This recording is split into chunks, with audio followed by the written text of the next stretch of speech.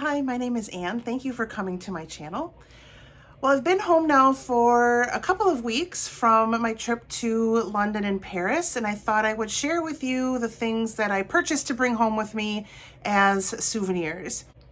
So generally there are three groups of things that I tend to collect these days. I've collected things from travel since I was a little kid, and of course the things that I collect have changed over the years, but right now there are three things that I collect. So we'll go through each of those things, and then there's a few additional things beyond that. The first thing that I collect are magnets. This time, most of the magnets I got are from London. I only have one from Paris, which I'm just realizing now is a little weird for me, but that's obviously what struck my fancy while I was there. So the first one is this one that's just general London. Eventually I got this one because I thought, well, then I won't have to get too many individual ones because pretty much everything I did is included in that. This is the one I got from Highclere Castle, or Downton Abbey.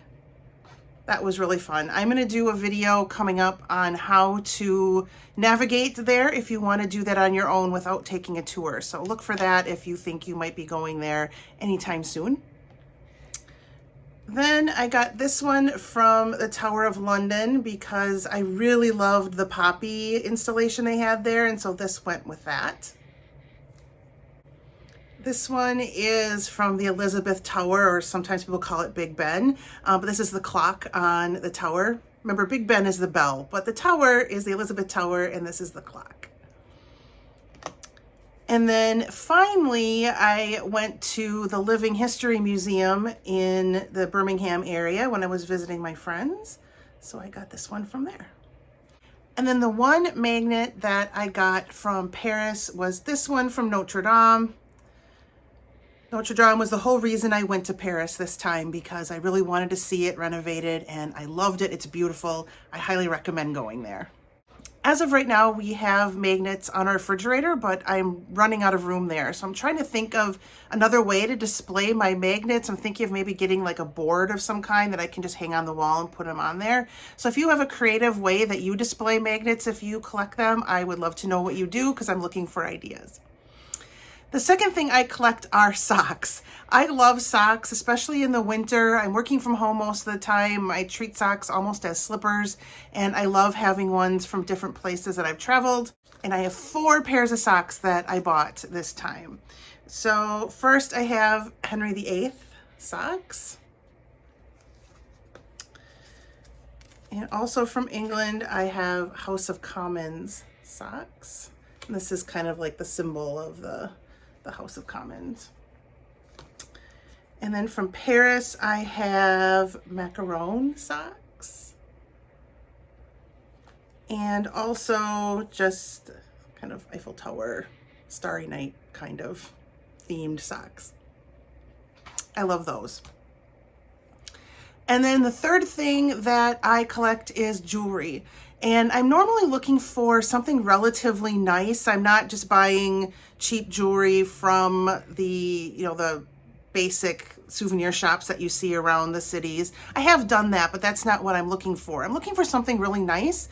And then when I wear them every day, just about, I have something on from someplace I've been, and I really enjoy that. So here are the things I bought that are jewelry. So first is when I was in Ludlow with my friends, and there was a market there, and there was a couple that was selling jewelry that they make. So I bought these. I think, are these daisies, I think? I'm not good with flowers, but I really like these, so I just bought those from a vendor.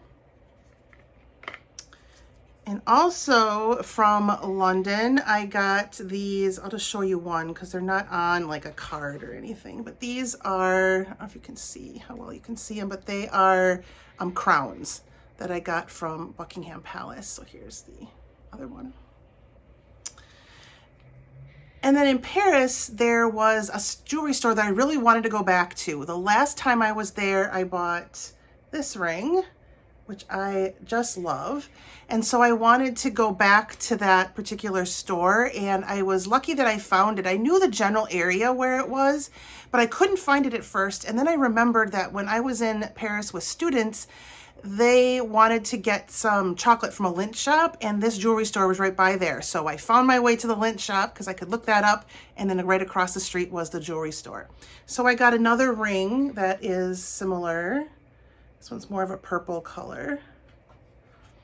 And then I showed this in a video, necklace, and that's supposed to be sort of like the rose windows in Notre Dame.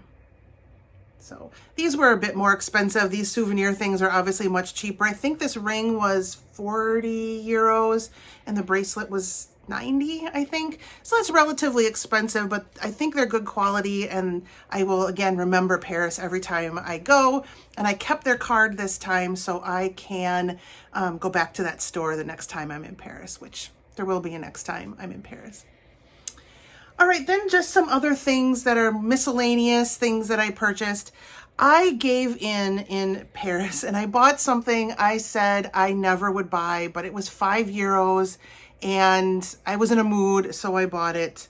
And that is the blinking Eiffel Tower, which looks really cool at night. So, but I had to get one. I was in a mood, like I said, so I bought one. Also from Paris, I saw a street vendor that was selling, I don't know what these are made of, if they're watercolor or chalk or pencil. I'm not sure what these are made of, but you'll see people all over Paris selling pictures that they've drawn or painted or otherwise created. And they were 5 euros each, so I thought it was a good deal. So I got this one of the Eiffel Tower. And then I got this one, also with the Eiffel Tower, but other things too. So I think they're cute, and I love anything with an Eiffel Tower on it, so I'm happy with that. And then he also was very excited that he was giving for free the envelopes that he gave them in. So I picked one with that same theme, and then this is the other one with the metro stop. So these were included in the 5 euros per picture, which I think, again, is a very good deal. Also in Paris, I was looking at some bags in the same area that the vendors were selling these, and I was deciding between two bags and I couldn't decide, and I finally haggled him down to a cost for the big one that I'll show you. But he didn't have change then after he came to the agreement with me, and so he threw in the second bag for free. So, I mean, these bags probably are worth less than I paid, but I like them. I didn't pay much, so it's fine. So this is the small one. I like that. And then this is a bigger tote. Let's see, there we go.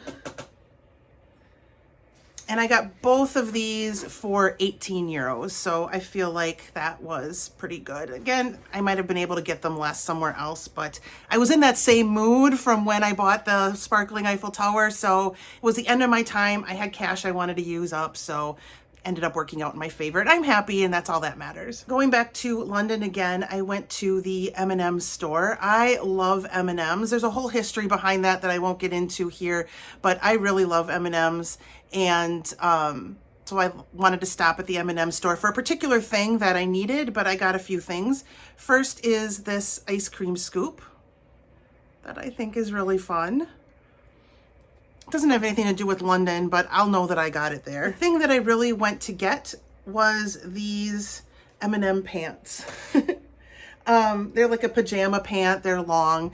I had a pair just like this that I bought at an M&M store in Orlando, maybe 10 or more years ago, and I wore them so much they finally wore out. In fact, I was really surprised at how vibrant these colors were because I had washed the other one I had so many times that it was really faded, and the elastic was all stretched out and it started getting holes, and timing was perfect that I was going to London and could go get a new pair, so I'm excited about that. Again, nothing specific to London, but something I definitely needed, really needed.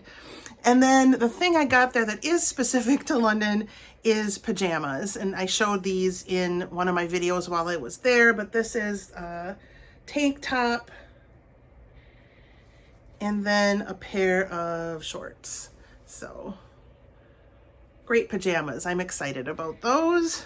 Kind of expensive, probably not worth what they cost, but I love it. And again, that's what matters. And it was in my budget, so it was fine. And then the last thing that I got is I kept the souvenir program from the musical Six. I went to 3 shows in London.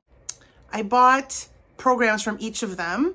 I kept this one because it was my favorite of the shows. It has some historical information about Henry VIII's wives that I still want to read through and I haven't had a chance to. The program from the Live Aid musical, I really liked, but it was big and it was heavy and I just didn't want to be carrying that around, so I got rid of it. And I had a program from the Agatha Christie show that I went to, but that wasn't really my favorite show, so I didn't think that was worth keeping. I probably wasn't going to read through it again, but this one I definitely wanted to have because I hope to see this again sometime. It was great. I recommend it, definitely. So yeah, that's everything I bought. Hopefully you found that interesting. I'd love to hear what you collect when you travel. Give me some additional ideas. And if there's anything that you just really cherish from a travel that you have done, I would love to see that as well. So thank you for watching. We'll see you in the next video. Bye.